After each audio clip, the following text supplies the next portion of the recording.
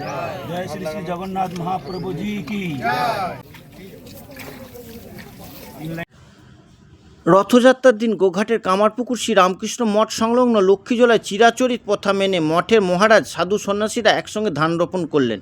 কামারপুকুর রামকৃষ্ণ মঠ ও মিশনের অধ্যক্ষ স্বামী লোকোত্তরানন্দজি মহারাজ জানান, শ্রী রামকৃষ্ণদেবের পিতা ক্ষুদিরাম চট্টোপাধ্যায় যখন তার দেশের বাড়ি ছেড়ে কামারপুকুরে এসেছিলেন, তখন তার বন্ধু সুখলাল গোস্বামী লক্ষ্মীজলার প্রায় 2 বিঘা জমি তাকে দান করেছিলেন। ক্ষুদিরাম চট্টোপাধ্যায় প্রতি বছর তার আরাধ্যা দেবতা রঘুবীরকে স্মরণ করে নিজের হাতে লক্ষ্মীজলায় ধান রোপণ করতেন। তারপর কৃষকেরা বাকি ধান রোপণ করতেন। লক্ষ্মীজলার ধান চাষ করেই তার সারা বছর সংসার চালাতেন ঠাকুর শ্রী রামকৃষ্ণদেবের পিতা ক্ষুদিরাম চট্টোপাধ্যায়। তেনার তিরোধানের পর থেকেই কামারপুকুর রামকৃষ্ণ মঠে ও মিশনের মহারাজরা সেই প্রথা চালিয়ে আসছেন আজও। বৃহস্পতিবার রথের দিন সেই স্মৃতিতেই এই নিয়ম পালন করলেন মঠের সাধু সন্ন্যাসীরা।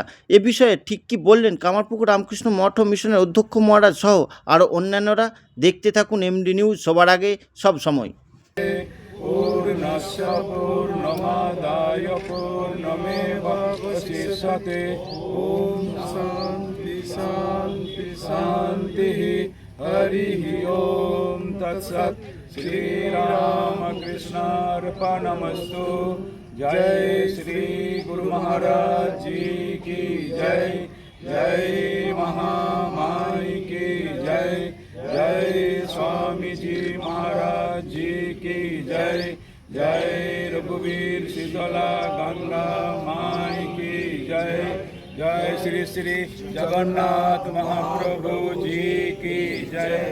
जय श्री श्री लक्ष्मी माई की जय।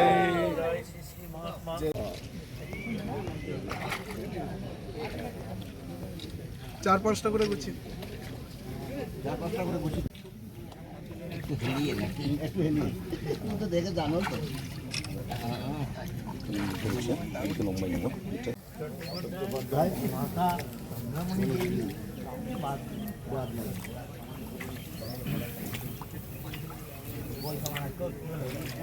জয় ভগবান শ্রীরামকৃষ্ণ দেব কি জয়। জগৎ জননী সারদা মাই কি জয়। স্বামীজি মহারাজ জি কি জয়। রঘুবীর শীতলা গঙ্গা মাই কি।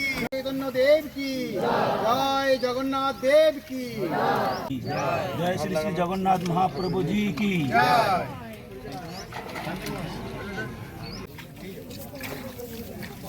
लाइन লাগানো হয়ে গেছে। शांति शांति शांति। हरिः ओम तत्सत्। श्रीरामकृष्णार्पणमस्तु। जय श्री गुरु महाराज जी की जय। जय महामाई की जय। जय स्वामी जी महाराज जी की जय। जय रघुवीर शीतला गंगा की जय। जय श्री श्री जगन्नाथ महाप्रभु जी की जय। जय श्री श्री लक्ष्मी माई की जय। माई की जय। स्वामी जी महाराज जी की जय। जय रघुवीर शीतला गंगा माई की जय। আজকে শ্রী শ্রী জগন্নাথ দেবের রথযাত্রা, খুব বিশেষ দিন আজ। আজকে দিনটাতে আমরা প্রতিদিন ধান রোপণ শুরু করি। আমাদের রামকৃষ্ণ মঠ কামারপুকুরে 50-60 বিঘে জমি আমরা চাষ করি। আমরা তো প্রথম দিন আমরা শুরু করি এই কারণে, যখন ভগবান শ্রীরামকৃষ্ণ দেবের বাবা ক্ষুদিরাম চট্টোপাধ্যায় তাকে যখন দেড়গ্রাম থেকে জমিদার তাড়িয়ে দিয়েছিলেন, তখন এখানে এসেছিলেন তার বন্ধু সুখলাল গোস্বামী। তাকে এইখানে 2.25 বিঘা জমি, যেই জমির উপর দাঁড়িয়ে আছি এটি লক্ষ্মীজলা, এই 2.25 বিঘা জমি দান করেছিলেন।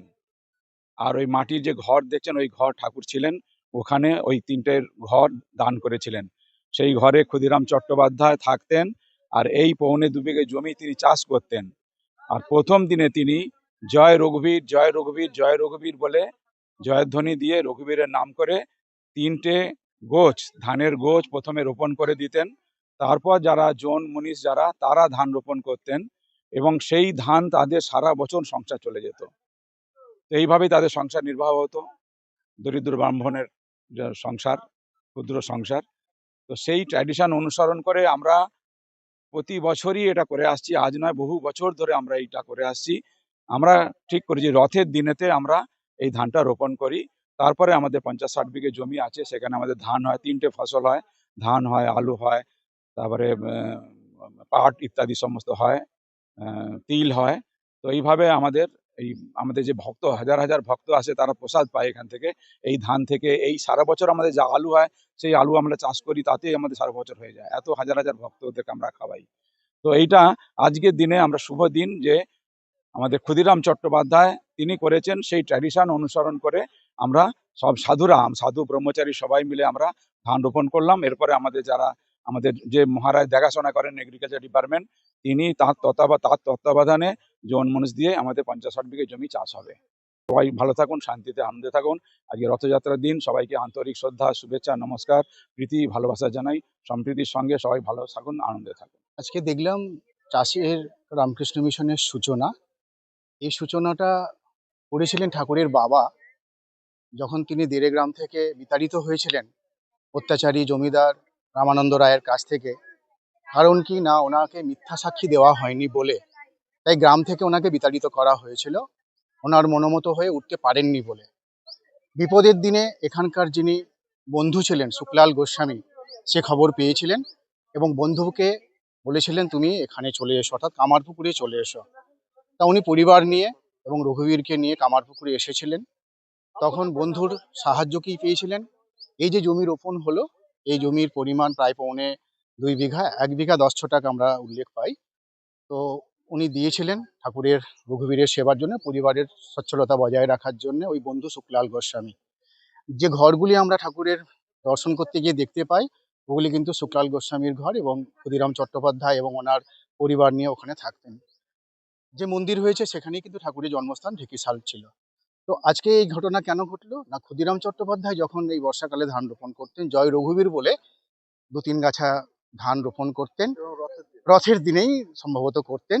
তারপর থেকে এই ট্র্যাডিশন যতদিন রামকৃষ্ণ মঠ মিশন কামারপুকুর প্রতিষ্ঠিত হয়েছে 1951 সাল থেকেই, সাধুরা যারা থাকেন তারা এই লক্ষ্মী জলাতে প্রথমে ধান রোপণ করেন, রঘুবীরের জয়ধ্বনি দিকে ঠাকুরমা স্বামীজি জয়ধ্বনি দিয়ে তারপরেই অন্যান্য যারা কৃষক থাকেন তারা অন্যান্য যে জমির পরিমাণ যেটা মঠের আছে সেই পরিমাণে চাষবাস হয়। আজকের এই বিশেষত্ব।